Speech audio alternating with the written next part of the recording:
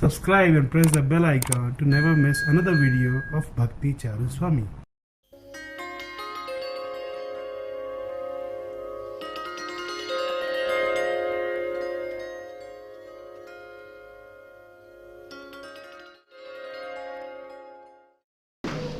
You know what dance form this is? I'm asking the audience, the spectators, what kind of dance form it is? This is called Kathak. This style of dance is called Kathak. The word Kathak is coming from Katha, meaning narrating the story. What is the story? Generally, Kathak dance is based on Radha Krishna's pastimes. So you saw how it was. The dance was depicting Krishna's dealings with Radha. And this is how, in the early days, they used to present it. Those days there was no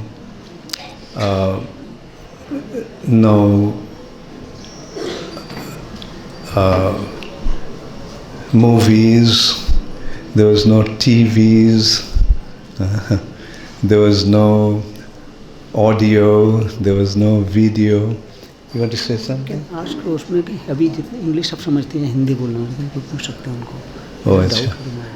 Maybe you can. Okay, Radhacharan Prabhu just asked whether everyone understands English here. Okay. आप लोग all of you understand English? उसमें ऐसा किसी को लगता है हिंदी बोलने के लोग हैं? कुछ आपके हिंदी में ऐसा लगे तो फिर चलेगा. These are the youth of India. They know English, I'm sure. I noticed even in our classes, I speak in Hindi, but they ask me the questions in English. I have to remind them that I have been asked to speak in Hindi, so they should at least respond in Hindi. Anyway, is it all right if I speak in English? How many of you will feel okay with that? Please raise your hands. Okay, thank you very much. So to go back to, you see, Indian culture originally was based on the spiritual development. Everything that was done, at least culturally, was meant for spiritual awareness and spiritual advancement. Dance. There are various types of dances in India. In North India, there was Kathak. In South India, there was Bharatnatyam, Kathakali, Kuchipudi. In Orissa, there was Odissi dance. In Manipur, there was Manipuri dance. And all these dances were actually meant for depicting the pastimes of Radha Krishna. And many of them used to be performed in the temples. Like, for example, Bharatnatyam, Odissi especially, Odissi dance was exclusively meant for performing in the temples. And what was the theme? Naturally, the themes were depicting the pastimes of the Lord and teachings of the Lord. Krishna's pastimes. Similarly, music. The Indian original classical music used to be Dhrupad. Dhruva Pad. Dhruva Pad has become Dhrupad. And this is how they were presenting this culture of spiritual culture, and this particularly this Kathak form of dance. They used to travel from place to place, these performers, and they used to perform this dance. You saw there was the bowl, there was description, and they themselves, the performers, while they were dancing, they also used to narrate. That was the Kathak form. Unfortunately, this dance form in North India had been taken by the Muslims to their court, and it lost its spiritual culture. It remained as Kathak. The performance was the same, and in most of the time the descriptions were also depicting Radha Krishna's pastimes, but it was taken to the court of the Muslim kings, and that's how it got a kind of a different touch. And unfortunately, the culture lost its spiritual flavor. So I just wanted to thank Shivani and Harshita for the performance. It was very nicely done.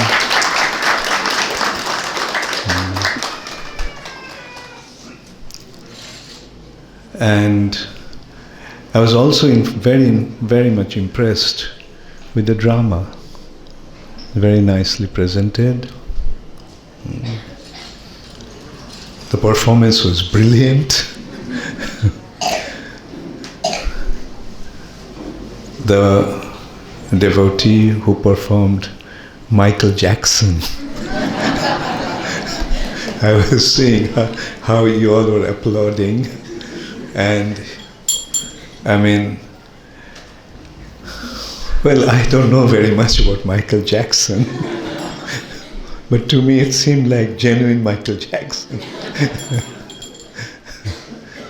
And I was appreciating and praising his performance. And he told me that he prepared the whole thing in just 2 hours' time. He was told that he'll have to do this. So brilliant way.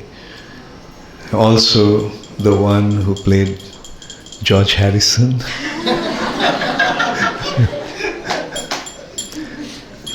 Very beautifully done. And what to speak about those who played the main actors, Sanju and Manju.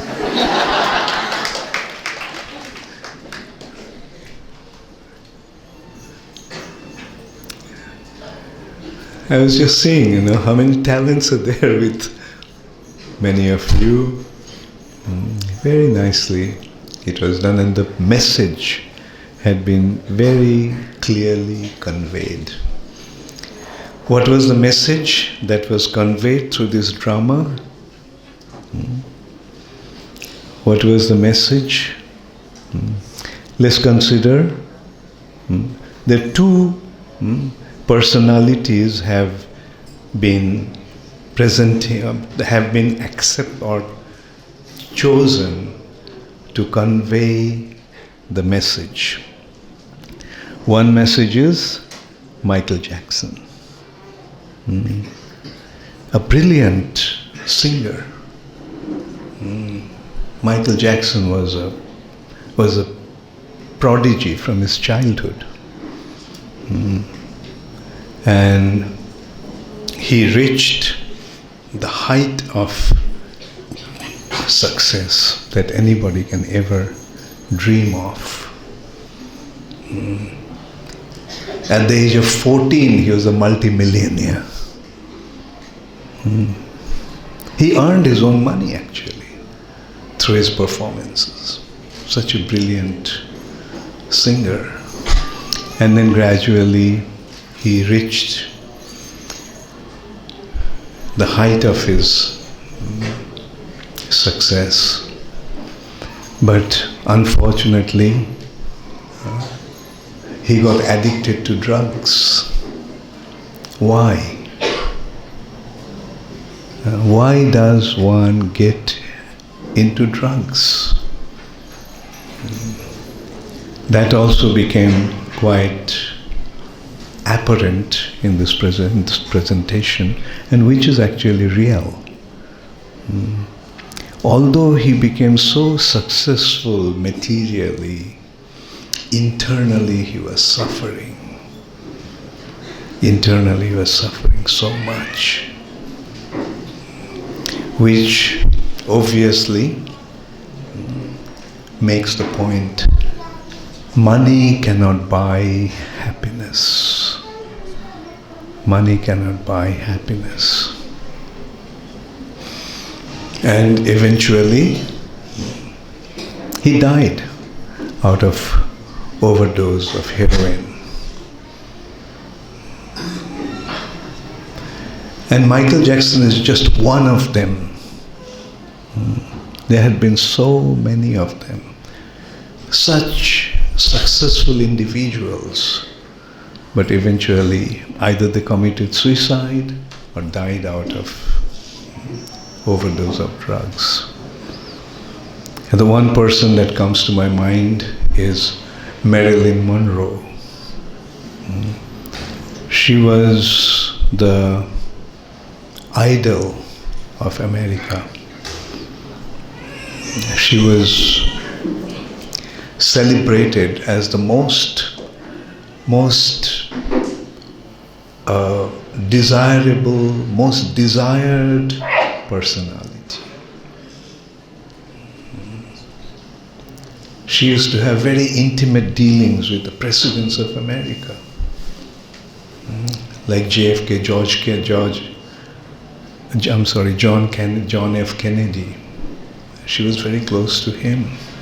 So we can see, what a success in life. Although she came from quite a humble background, but she reached the height of success. But then what do we find? She died out of overdose of barbiturates, sleeping pills. Committed herself, committed suicide. Now we can see, like, everyone is actually desiring to be like them. The youth of, not only of America, all over the world, they considered Michael Jackson as their role model, as the person who is considered to be the most prominent among the youth. But when you go to their personal life, when you look at them from a close proximity, what do we find? So unhappy. And eventually leaves his body, dies.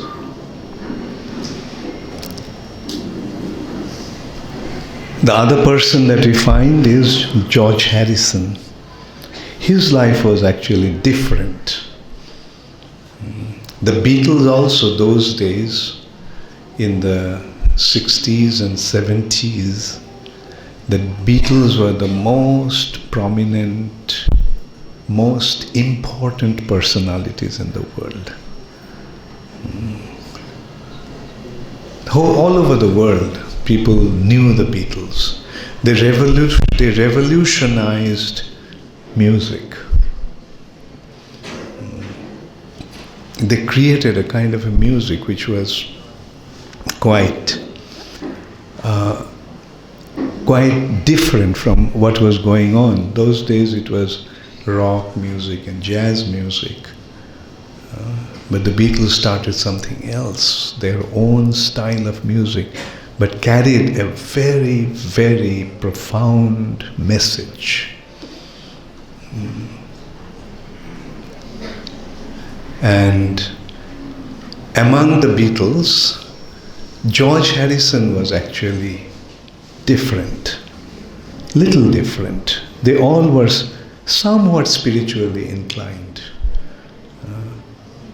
There are four of them: George Harrison, Paul McCartney, Ringo Starr, and John, Paul, Ringo, and anyway, the fourth one I forgot. George Harrison, John Lennon, Paul McCartney, and anyway. So George Harrison, all four of them actually became interested in Indian culture, Indian spiritual culture, yoga. Two things attracted them very much about India. One was yoga, and the other was Indian classical music. All four of them came to India to learn sitar from Ravi Shankar. Actually, the Beatles made Ravi Shankar famous in the Western world. Of course, Ravi Shankar was an extremely brilliant sitarist. But the popularity of Ravi Shankar grew in the Western world because of the Beatles. Similarly, Mahesh Jogi, the Beatles came and stayed in his ashram in Rishikesh.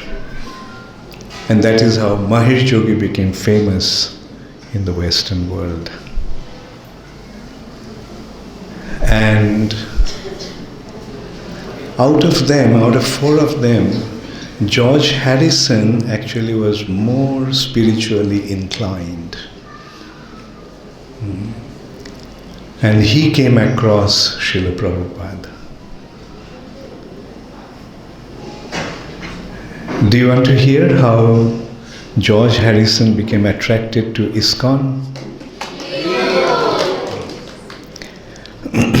You know how Srila Prabhupada went to America? It has been pointed out by that very brilliant, what's his name, the motivational speaker who was... Vivek Vinda, okay.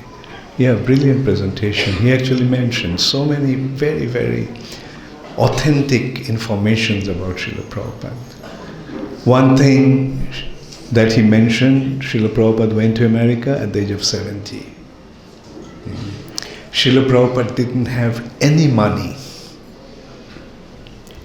He did not have a single dollar in his pocket when he went to America. What to speak of a single dollar? He didn't have a single cent in his pocket. He did not know a single person in America. He did not have any bank loan. All the list was there, and so forth. This is how Srila Prabhupada went to America, and he started the mission. He also mentioned why did Srila Prabhupada take such a risk to go to America at such an old age? Because his spiritual master instructed him to go to the Western world and spread the wisdom of the Vedas, India's spiritual culture, to the Western world.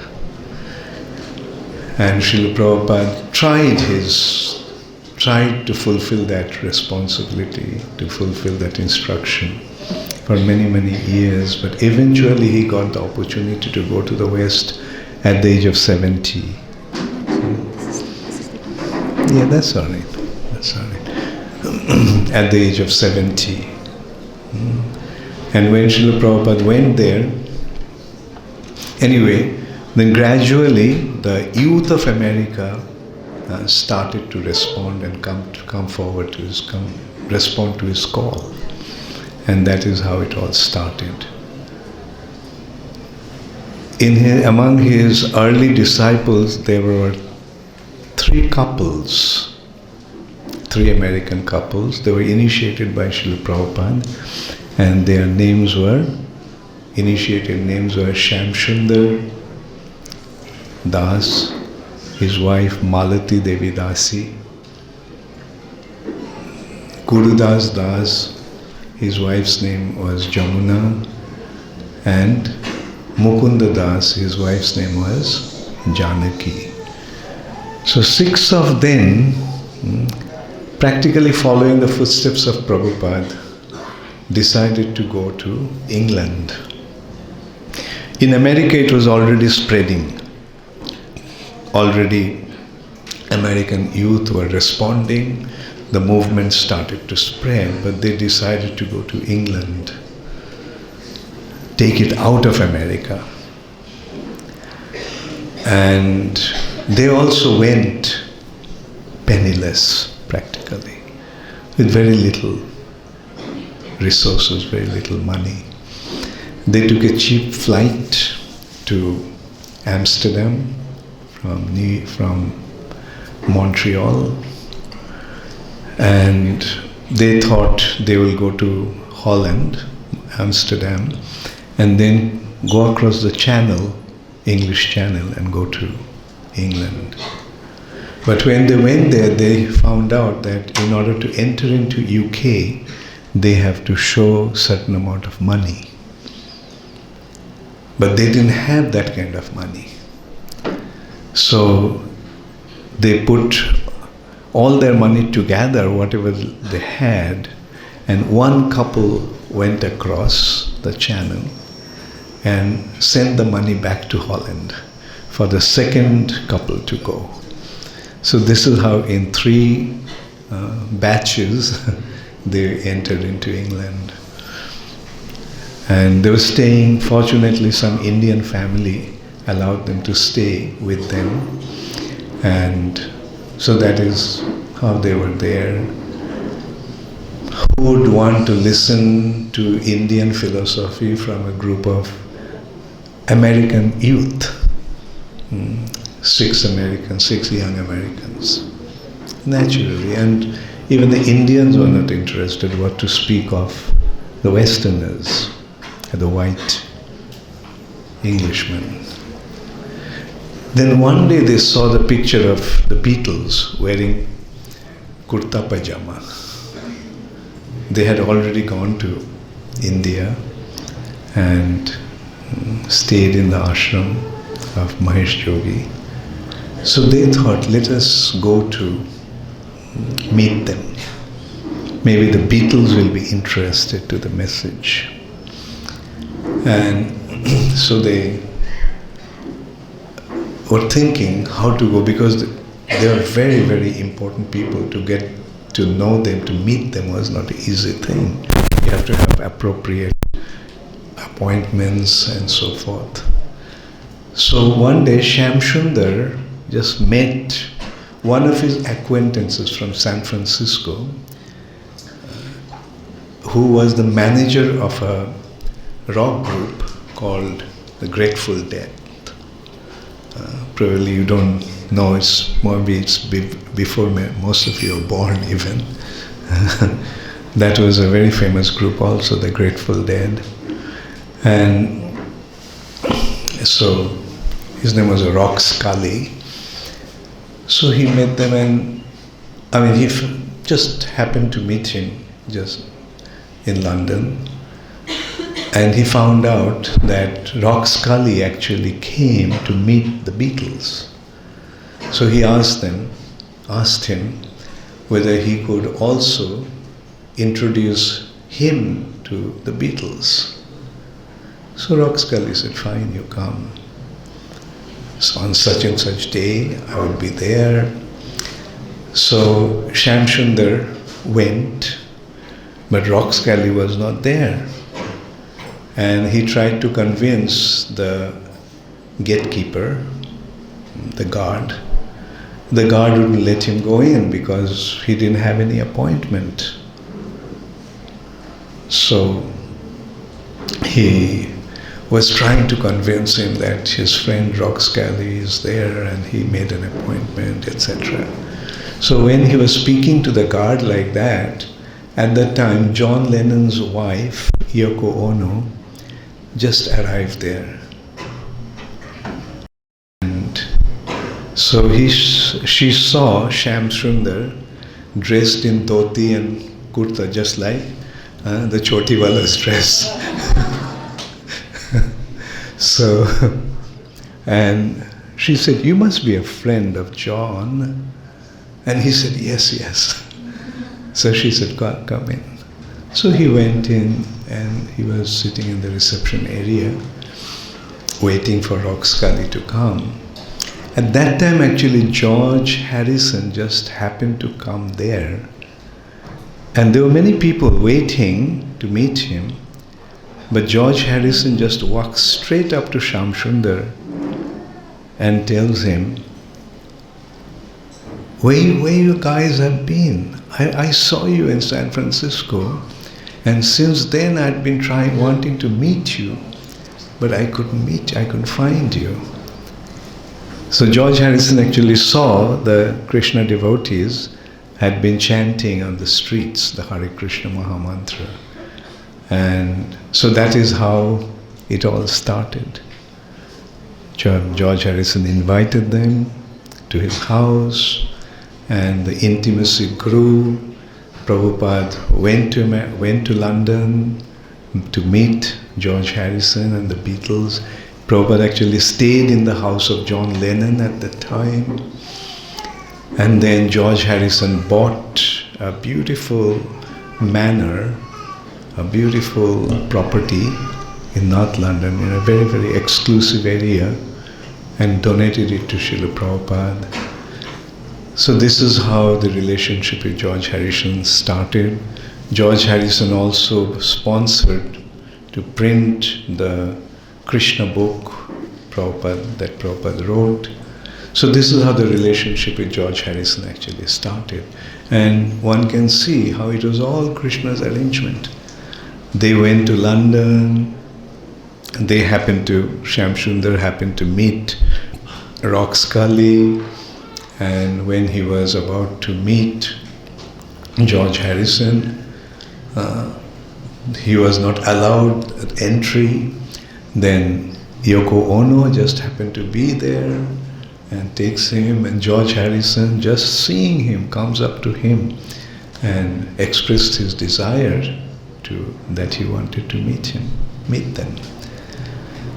And so this is how it happened, and we can see George Harrison became totally transformed, and he wrote actually a song. He made a song that became the top 10 of the musical hits for many, many years in UK, all over the world actually.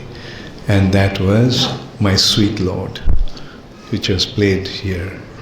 Oh my Lord, I really want to see you, I really want to be with you.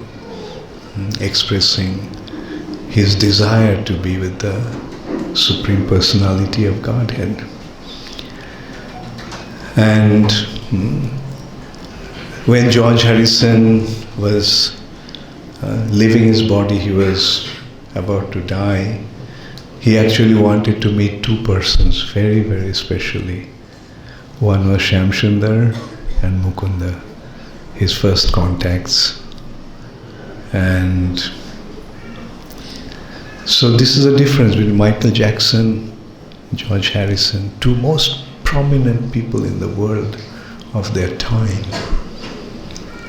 One, because he didn't know what to do, where to go, how to lead his life, had to end his life in such an unfortunate way. Whereas George Harrison's life became so full of satisfaction and achievements.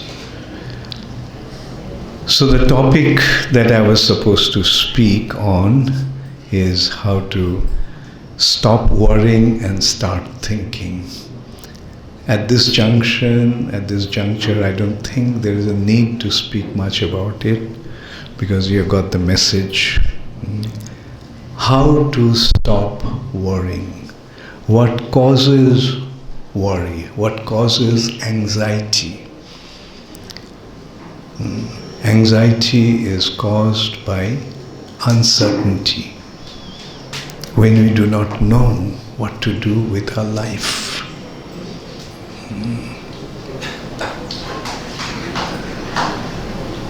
When we do not know what's going to happen, how we're going to face certain situation. And these anxieties are a product of uncertainty. When we do not know how to face the difficulties that we are facing, and we have seen that those difficulties cannot be overcome with money. In one hand, there is anxiety, and on the other hand, there is contentment. And how does the ultimate contentment come? How do we become free from anxiety? Just consider, when you were a child, did you have any anxiety? May have had some anxiety to face the exams and so forth, but they were not really that serious. When you were young, when you were children, we didn't have any anxiety. Now if we consider why we didn't have any anxiety, why we didn't have any worry, because our parents were there.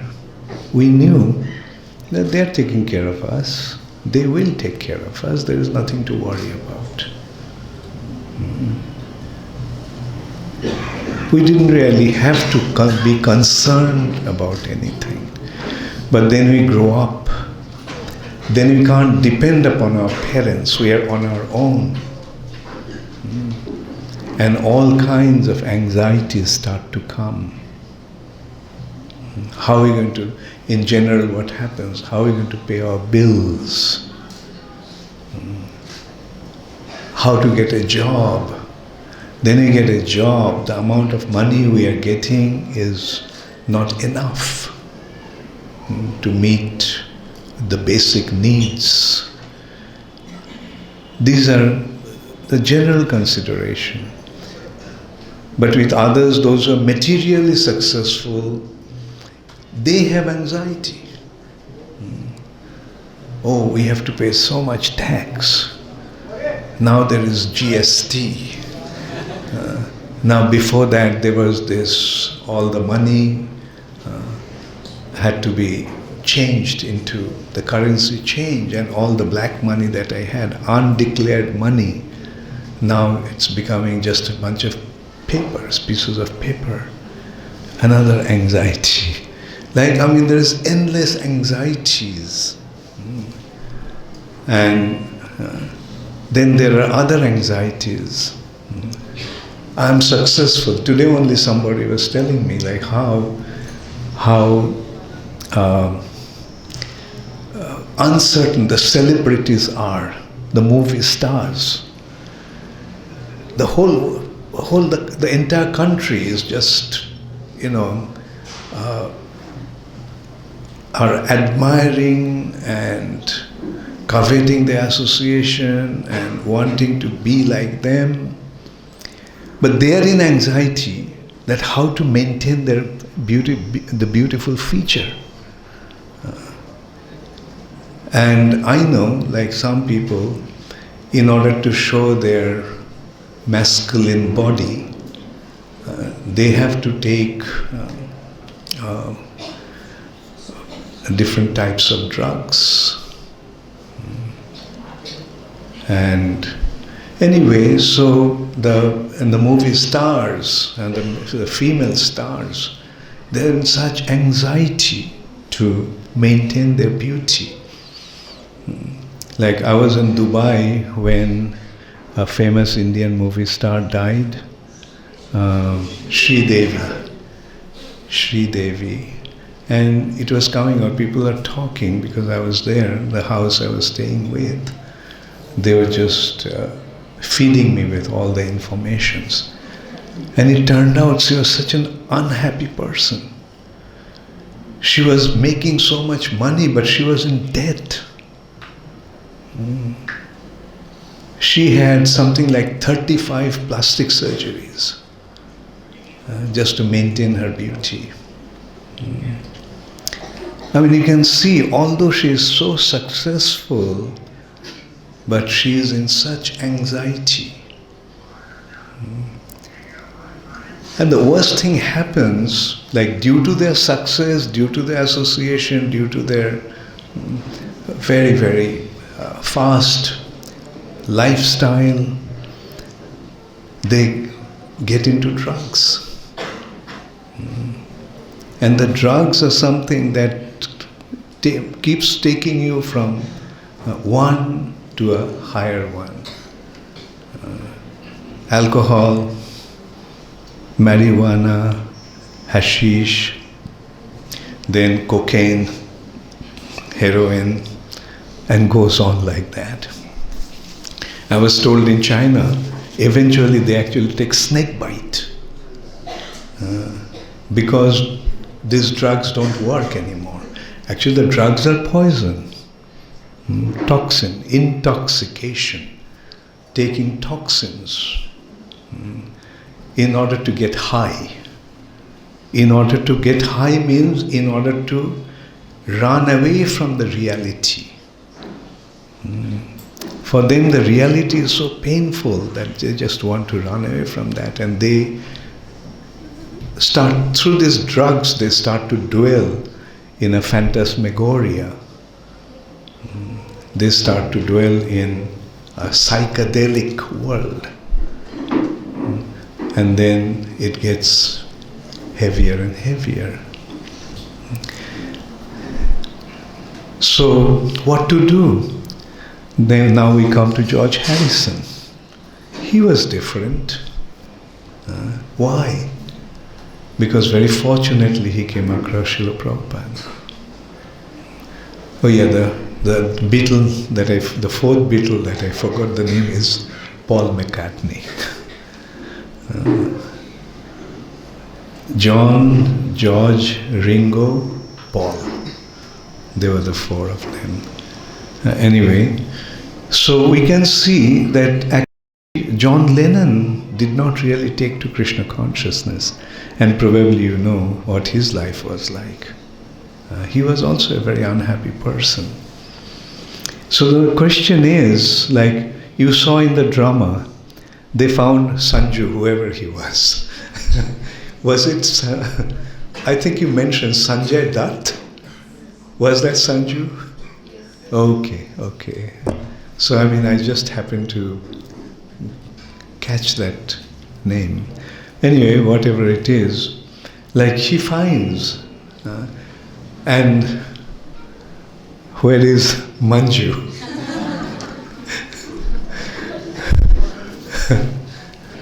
Manju, I wanted to say, both of your performance was brilliant.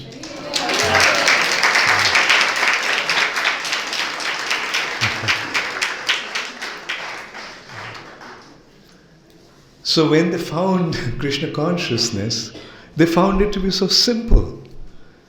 Just follow the four principles. And not that right at the outset you have to start following the principles. Just chant the name of the Lord and it works. It's difficult to give up meat eating. Of course, those who are vegetarian, it's not so difficult.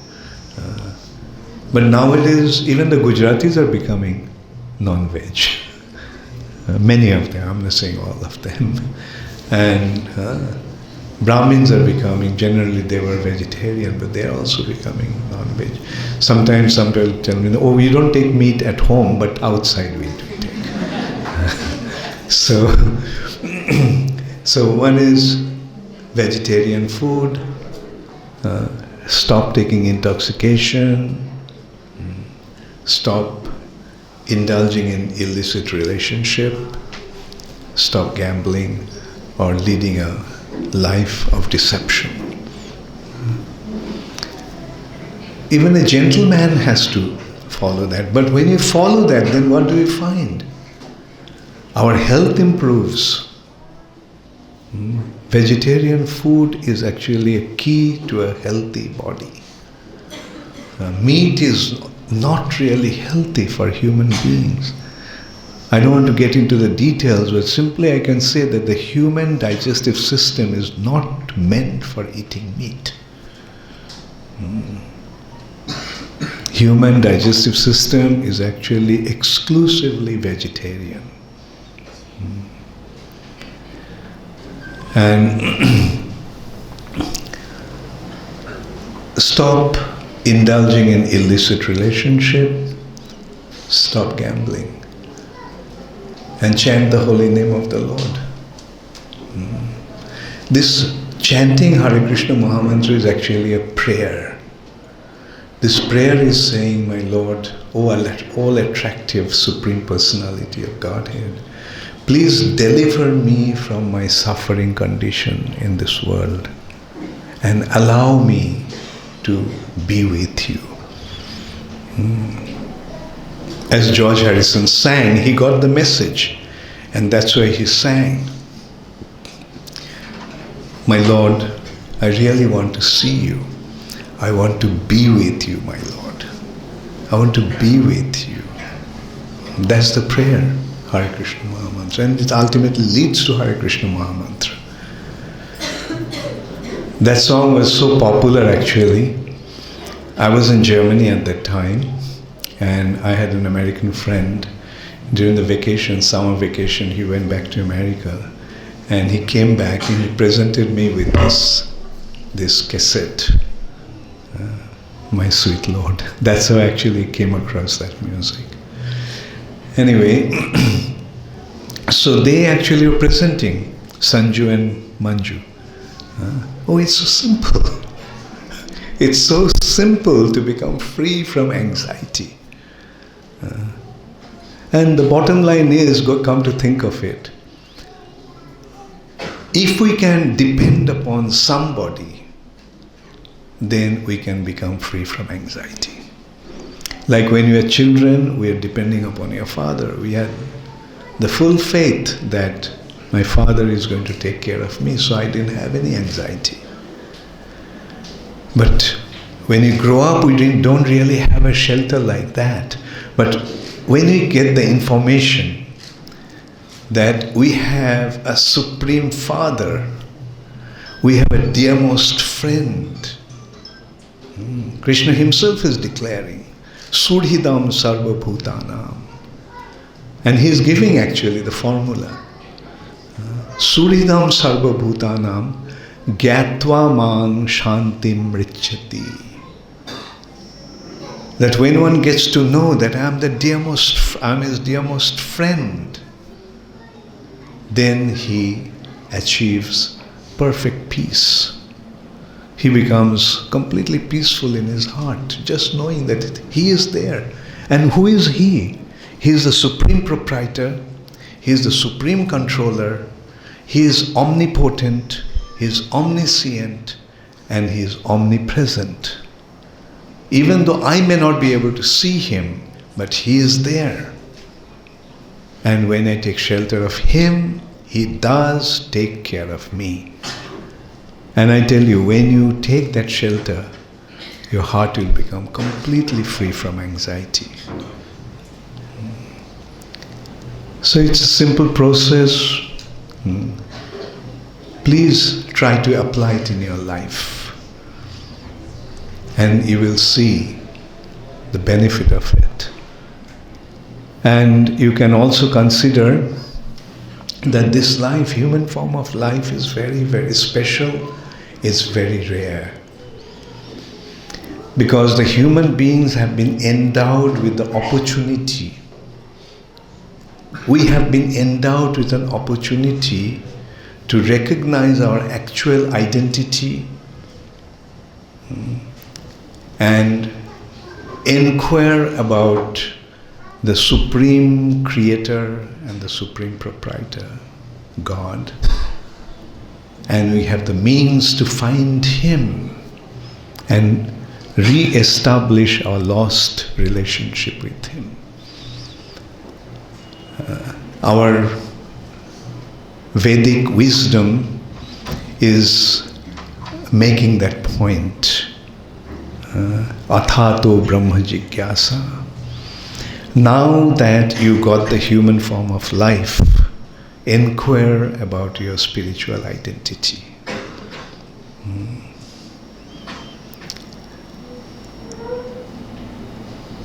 Now that you have this human form of life, you have the opportunity to expand your consciousness.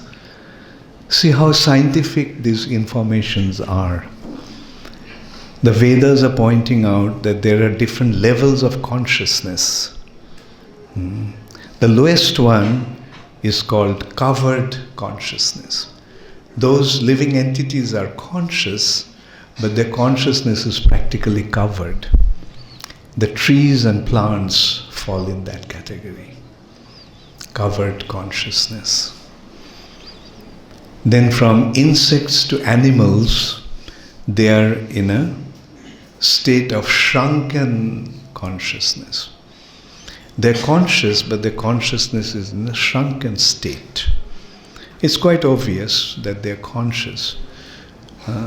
A mosquito is conscious. A dog is conscious. A monkey is conscious. But their consciousness is not really that developed. It's in a shrunken state. The Sanskrit expression for that is Shankuchita Chetan. Chetan means consciousness and Shankuchita means shrunken. And then comes the Mukulita Chetan, or bud state of consciousness. Like a bud of a flower, apparently it's in a shrunken state, but it has the ability to bloom. A lotus bud, and the petals are in a shrunken state, but it has an ability to bloom. Now human beings fall in that category of bud state of consciousness, meaning the human beings have the ability to expand their consciousness. Now if we consider a flower, lotus, a lotus needs two factors to bloom. The bud of a lotus needs two factors to bloom. One is the shelter of water, and the other is exposure to sun. When the lotus is in water and is exposed to sun, the lotus bud begins to bloom. So similarly, human consciousness begins to bloom when they have the shelter of a bona fide spiritual master and exposed to Krishna, the Supreme Personality of Godhead. The shelter of his teacher guides him to the Supreme Personality of Godhead, and his consciousness begins to expand, blossom. And then the fifth stage is fully bloomed state of consciousness. Now only the human beings have that prerogative. Only the human beings have this opportunity to expand his consciousness to an unlimited extent so that he can totally perceive the spiritual reality and the Supreme Personality of Godhead. And that, our Vedas are pointing out that that is the purpose of human form of life. Otherwise, to lead a life just for the sake of eating, sleeping, mating and defending, even the animals are doing that. These are called the animalistic propensity. The human beings are not meant to waste this wonderful opportunity to this, to fulfill these animalistic propensities of just eating, sleeping, mating, and defending. The purpose of human life is spiritual development, spiritual advancement. And then not only we start to live, we live to achieve the ultimate perfection of life. Thank you all very much. Hare Krishna. Hare Krishna, Maharaj. Thank you so much for the wonderful class.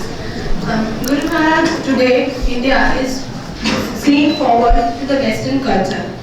We are following them. They do it 10 years before us, but we somehow are following them.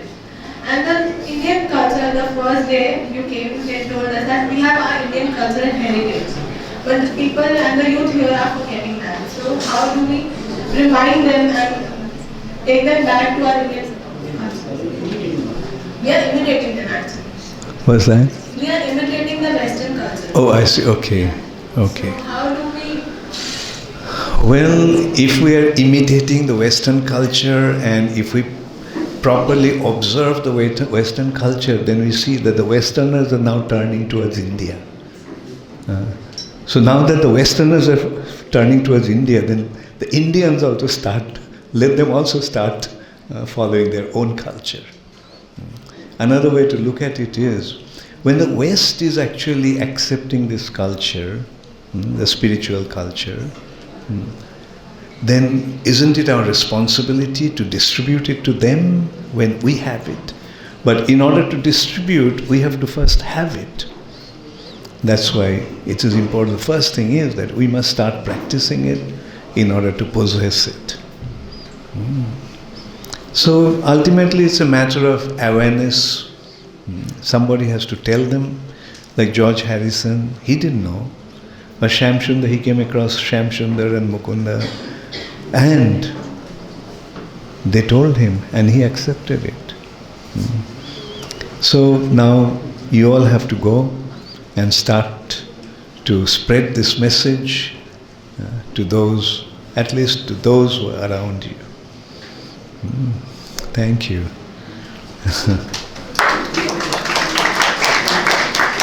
Yes, there's a question at the back. Like, just, take the mic, please. And you can come forward also.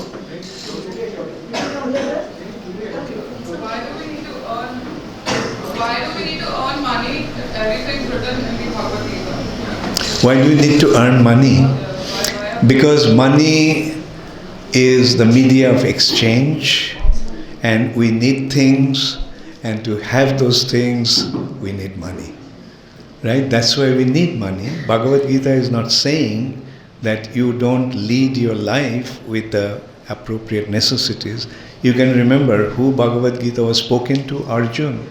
Arjuna is a prince.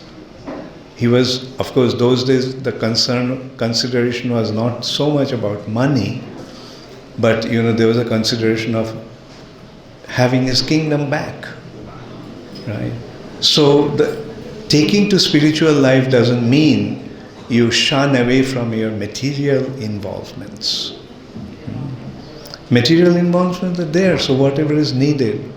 Like, say for example, when you read Bhagavad Gita and have the message of Bhagavad Gita, it doesn't mean that you have to stop eating and drinking.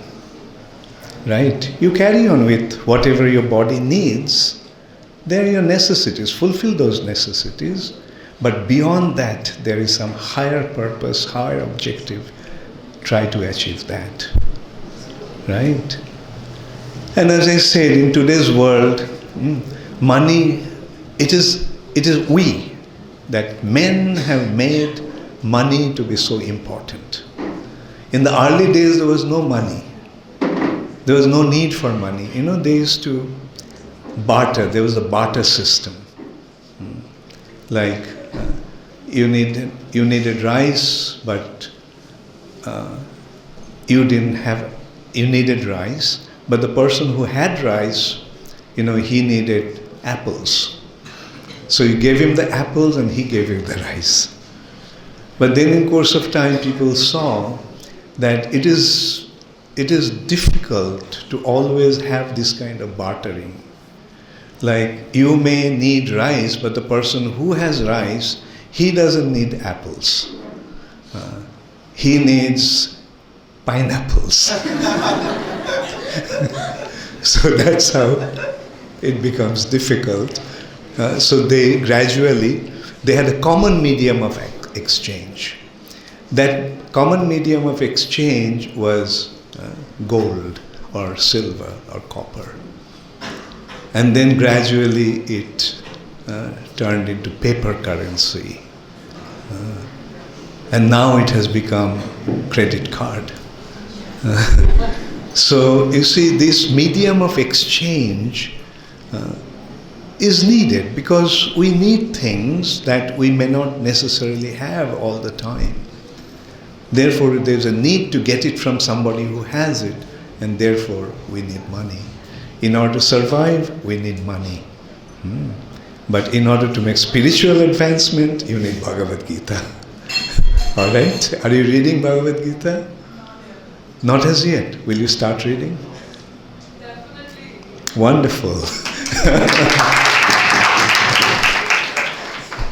Thank you. Yes? Give the mic. Give the mic. Hare Krishna. Hare Krishna. People say that we have so much of time to get into spirituality and experience this kind of consciousness. But can you explain the importance of the urgency of spirituality now, at this age? People say that we have so much of time and we will get into it after building our career and taking care of everything else. So what is the importance of urgency of getting into spirituality at this stage, at this point of time? Yeah. There's a Sanskrit expression, Shubhasya Sighram. Things that are auspicious, things that are beneficial, has to accept it right away. Say if you somebody tells that you got a lottery ticket and you want 10 crores of rupees, will you keep it pending saying that, well, I'll take it after about a month? Or you will run right there to collect it? Isn't it? I presume that you are not that detached from money. Okay, so that is one consideration. The other consideration is that this spiritual awareness is necessary for our spiritual advancement. And there is no guarantee when death may come.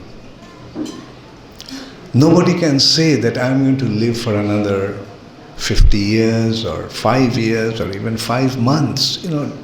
Like we are seeing, it may come so abruptly. Therefore, why take a chance? So if you think that this cultivation of the spiritual knowledge is important, then it must be accepted right away. And by doing that, you are not losing anything, you are gaining everything. So why not? Okay? Thank you. And for more detailed information about question, you have already got the clue. More important area, why accept Krishna consciousness in group part 1, part 2. This book. What is your name? Vishal. Vishal. Vishal. Question.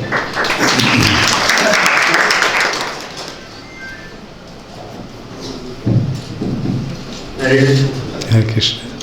My question is, what is meditation? When people say that when you are meditative, you are in the state of absolute bliss.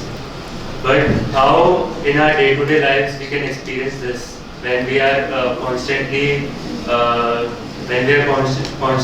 the race of earning more money, earning fame and all. So how can one distinguish it from being meditative and being in absolute joy and doing what you have to do for survival? Good, very good question. Meditation means Literally it means sit down. Focusing your mind. Meditate. As a matter of fact, everyone is meditating all the time about something or other. Look at a businessman. What's he doing? He's meditating. He's meditating on how to make profit. Ask the business people. He's meditating on money all the time. A surgeon, actually I was talking to one surgeon once, brain surgeon. I asked him, when you are operating on your patient, aren't you meditating? And he admitted, yes. So meditation, just when you speak of meditation, it is not just focusing the mind. The use of the word meditation is for spiritual purpose. And it is not that just when you meditate you achieve bliss. It's an arduous process. It has 8 different stages. Those 8 stages are, first stage is called yam, meaning external purification. External purification doesn't entail only just taking bath and wearing clean clothes. It entails what you're eating. Because what you eat, that becomes your body. So you have to eat pure food. And that's why, if you really want to practice meditation, you have to give up all kinds of unhealthy food. Like no meat. No junk food. Right? You have to eat sattvic food, pure food. That are juicy, health-giving, relishable. Okay, so eating food is a part of this aspect of jam. The second part is called niyam, or internal purification. Drive away all negative thoughts from your mind. Lust, the thought that leads to lust, greed, anger, illusion, envy, and pride. This is a part of second stage of meditation called niyam. Then asan, using the body to reach your destination. In order to say body is a vehicle that will take you to your destination, then what you have to do, you have to sit properly in the body. So that's the third stage. Fourth stage is breathing, because your breathing is very closely related to your thinking process. When you are disturbed, when you are excited, how do you breathe? Your breathing is very fast and heavy. When you're peaceful, how do you breathe? Your breathing is gentle and harmonious. So, fourth stage is called breathing or pranayam. The fifth stage is called pratyahar, withdrawal of the senses from the objects of senses. Your senses are completely withdrawn. Your eyes may have objects in front of your eyes, but you don't see it. There may be sound and you don't hear.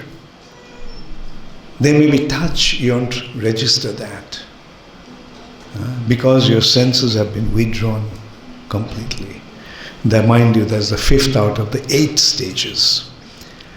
And when you have successfully withdrawn your senses from the objects of the senses, then only you can meditate. That's the 6th stage, called dhyan. Dhyan or meditation.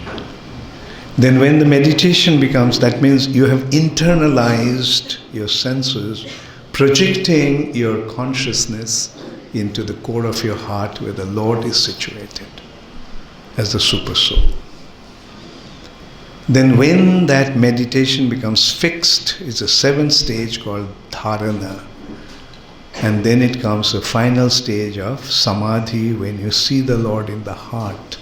And that is the state of bliss. So, you know how long it takes to achieve perfection in meditation? Vishwamitra Muni was performing meditation for 64,000 years. And then one day a celestial damsel, Menoka, came and started to dance in front of him. His senses were withdrawn, but the sound of her ankle bells entered through his ears. Meditation was broken, and Shakuntala was born. So you can well imagine how difficult, how arduous it is to achieve perfection in meditation. Those who say you come, practice meditation for half an hour and you will experience bliss, you can rest assured that he is simply bluffing.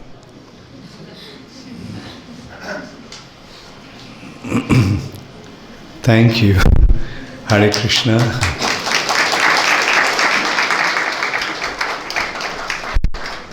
Thank you all very much. So as Radhacharan Prabhu announced, if you have any question, if you have any doubt, please feel free to come here. Our devotees will be there. Radhacharan Prabhu, he is the leading devotee here, so he will always be there to answer your questions. Thank you. And there are wonderful books for the youth also. So after your prashadam, one thing, I forgot to appreciate one actor, the Chotiwala.